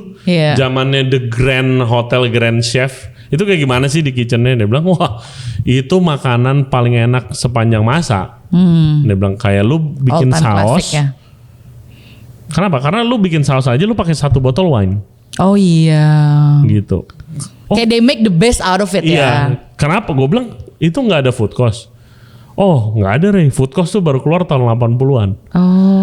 Ini orang udah masak di level tertinggi sebelum ada food cost. Iya. Selegend apa itu orang gitu kan. Itu gue menarik banget sih itu. Tiga satu lagi apa ya? Gue seneng podcast sama Ramadhani, gue seneng sayuran. Dan itu yang nonton banyak. Rama sih geek banget kalau soal sayur. Gila dia mah. Tanaman. Iya. Kalau bisa ngobrol dia sama itu tanamannya. Bener juga anjir. Gue yakin udah lagi. Dia kalau nyeritain tanaman sama sayurnya udah kayak sama best friendnya gitu. Gue suka podcast sama Chef Bara. Gue suka kayak dulu gue nonton di TV di dapur rumah gue. Bisa It's coming full circle ya sekarang ya. Bisa ngobrol seperti kayak teman tuh. Pencapaian luar biasa banget buat gue ya. Gitu. Ya itu nak. Kalau lo bilang yang paling berkesan ya itulah. Gila. Oke. Baik. Sekian kayaknya ini udah lewat.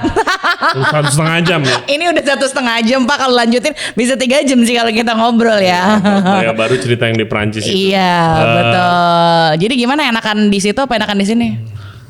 Enakan yang nanyain. Ngomongnya lebih sedikit. Tunggu, gantian, bentar. Lu mau meninggalkan kita semua di Jakarta? Enggak lah. Lu mau kemana? Balik ke Bali. Kenapa? Lu yang selalu ngebacot Jakarta seru banget ya Ray, lagi naik. Seru loh, seru. Tapi lu tinggalin. Masih sampai seru. Tapi lu tinggalin dong, kayak cuma pindah lokasi aja Ray. Iya, lu mau kemana? Tuh, gue mau ke Bali. Balik. Udah boleh sebut kemana? Udah boleh sebut kemana? Lu? Mau ke Room for Dessert. Mau ke Room for Dessert. Iya, sama Will Gorpa mah kita apalah ya. Iya. Hi Chef Will. Enggak dong. Kan again seperti semua tuh always learn something new every day gitu. Jadi I want to learn something new in the next path. We all said you're leaving. Ya. Enggak living lah. Leaving Jakarta. Oh iya benar. Tapi we're excited next chapternya apa? Yes. Iya kan? Thank you for your support. Oh for ini everything. udah levelnya udah bukan lokal lagi, ya kan?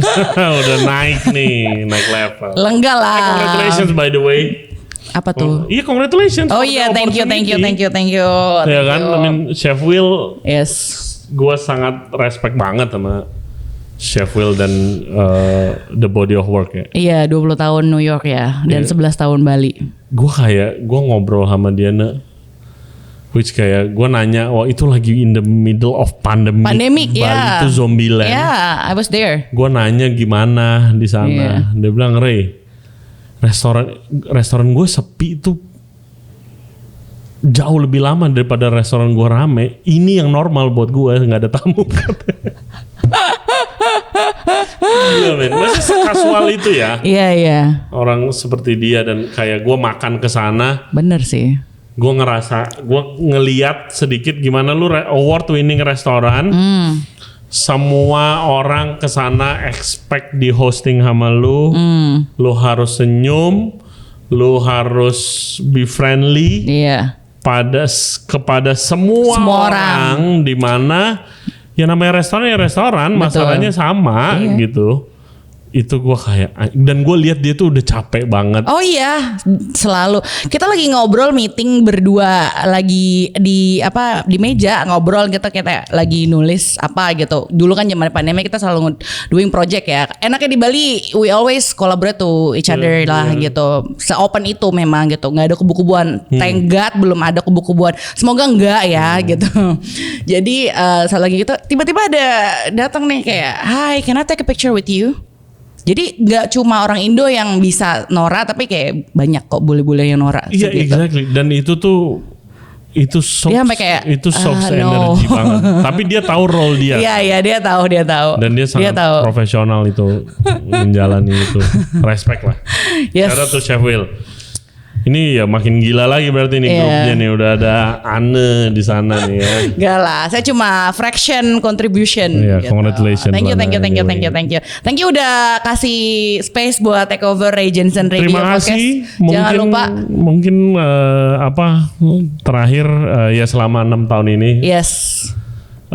Jujur gue nggak nyangka kalau ternyata impactnya tuh bisa seluas ini.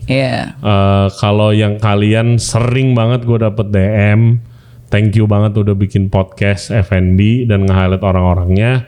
Gue yang mau berterima kasih buat kalian karena udah dengerin. Tanpa pendengar kalian semua, teman-teman gue yang support, bini gue yang udah ngajarin gue ngedit, nemenin gue ngedit sampai gue bisa pada waktu itu. Teman-teman terdekat gue yang gue curhatin beberapa tahun, gue nggak ada yang dengerin, gue nggak punya duit gue habis ngidupin podcast yang nggak jelas kemana. Waktu itu tetap nyemangatin gua. Yes. Gua yang thank you sama kalian. So if you can close in one line for everybody's here yang dengerin, yang lagi mau mencoba start doing something, what would you be? Kalau gua aja bisa punya podcast, gua seorang tukang masak yang nggak punya keahlian lain selain masak, bisa bikin podcast dan punya impactnya satu negara. Kalian pasti bisa lebih lah dari gua. Tapi harus mulai dan harus konsisten. Betul. Gitu deh. In anything. Siap rugi ya. In anything, Siap rugi di pertama. Investasi. Oh, investasi, ingat ya. Bukan rugi. Investasi itu bukan duit doang, waktu, tenaga dan betul. pikiran. Iya, setuju gue. Iya, gila. Subscribe lah. Yes. Subscribe, like, komen. Ray Jensen Radio Podcast. Yes, atau ke Instagramnya Anne tuh. Yes, Anne D7. Anne D7. Iya, karena gue suka angka 7. Basically. Emang iya D7 ya? Gue sampai nggak sadar Anne D7. Oke. Iya kan? Oke. Sip.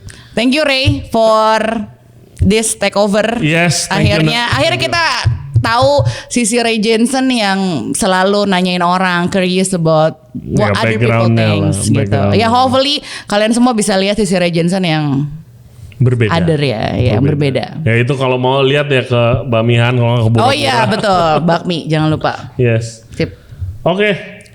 Thank you udah nonton. Jangan lupa subscribe, like, komen Ray Jensen Radio Podcast. Yes, dan ada di TikTok dan Instagram guys di Ray Jensen Radio. See you next time. See you. Gue balik lagi nanya lagi seperti biasa. Yeah.